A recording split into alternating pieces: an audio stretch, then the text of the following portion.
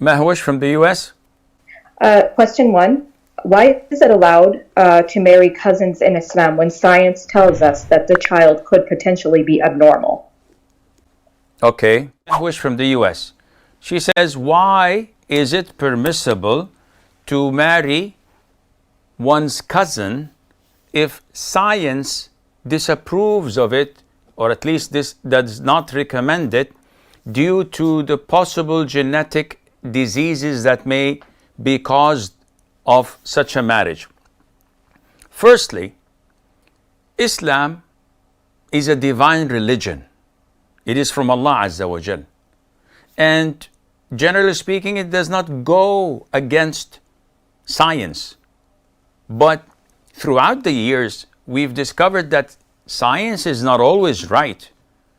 And so many theories that come up only to be proven after a few decades that they're totally bogus or wrong.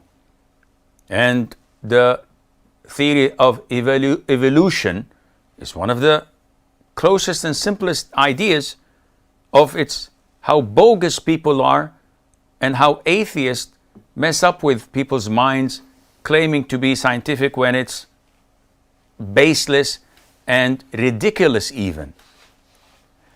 But this is not the time to address such an issue. Therefore, when science comes and says cousins must not get married to one another, we do not look at science and neglect our own religion. So we look in the Quran, it doesn't say anything about that. We look into the Sunnah, there's no prohibition, none whatsoever about that. On the contrary, we find that the Prophet himself, alayhi salatu wasalam, married his cousin, Zainab bin Jahsh, the mother of the believers, may Allah be pleased with her. If there was anything wrong, he would not have done that.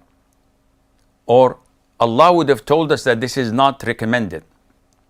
Not only that, he gave his own daughter, Fatima, to his own cousin, Ali ibn Abi Talib. And they have the best of families existing till date, with so many offsprings of theirs, healthy and sound. He also gave Zainab, his own daughter, the daughter of Muhammad, to her cousin, Abu al-As ibn al-Rabi'. And they were all their maternal cousins. So the whole of Islamic history has nothing against cousins marrying one another.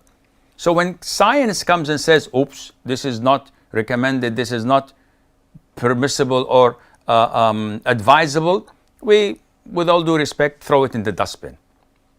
They say, oh, you will be responsible for any genetic diseases that come. Well, we've seen total strangers marrying from the East and the West, having children with genetic diseases. So this is not a criteria that you can judge by, and this is why we ignore it.